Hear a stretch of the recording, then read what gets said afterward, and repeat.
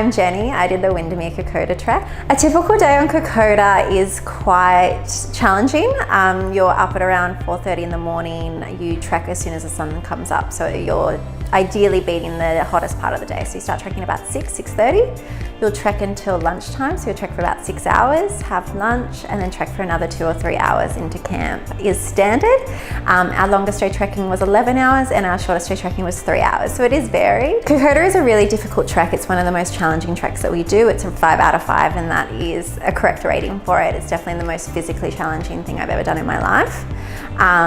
You're going up steep hills for 2 hours with no break. It's quite relentless in saying that it's a physical challenge, and that's the bonus, and that's what you've trained for, and that's why you should be doing it. The terrain in Kokoda is really challenging. It's your typical jungle terrain.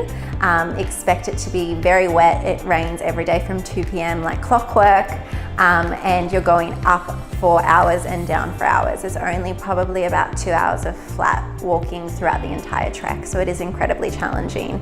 The training for Kokoda, you are given a pretty incredible training guide for our 5 out of 5 challenges, and if you follow that for 16 weeks, you'll be ready to take on the challenge. I just did that. I didn't do any additional training, and I felt capable, although it was challenging throughout the entire trek. Because it was hot, I used to train with about 3 jumpers on just so I could get comfortable with being uncomfortable, and lots of stair work and lots of bushwalking. They're kind of my biggest tips for training. The equipment for Kokoda is you need to pack minimal. You're using a porter's bag. You don't have a lot of room for extra bits and pieces. The one item I'd say that's required is 2 trekking poles. Some people even brought 3 because they were worried one would break. I would say that's better than bringing none. People without trekking poles really did struggle and spent a lot of the trip on their bum rather than trekking. The highlight of Kokoda is definitely the archways at the beginning and the end.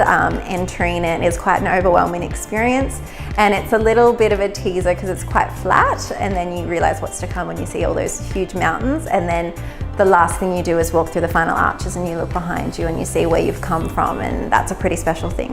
The beauty of Kokoda is you do take the Sabbath off to respect the local religion. So with that you go to church with your porters and the local community, which was an interesting experience and definitely a bit of a culture shock, but was very enlightening just to see the lives of the people that you're supporting. By doing the Kokoda trek, I learned to push myself past being comfortable. The physical challenge alone is something that I've never been through before. You realize that everyone's puffing just as much as you are, and that's kind of comforting. So I think I learned to break through my own barriers and just to keep going. And I think that's something that I've taken from that into everyday living. I think the Kokoda trip is for any Australians. It's a bit of a rite of passage. You learn so much about Australian mateship and sacrifice through war history, but also just speaking to the local communities and how much the Australian tourism industry has supported them and their culture. So I do think it's for everyone. It's often a little bit male dominated, but the women really went out there and smashed it, so don't be scared of the physical challenge. But yeah, if you're interested in Australian history, or if you just want to do something that's really challenging, I think Kokoda's for you.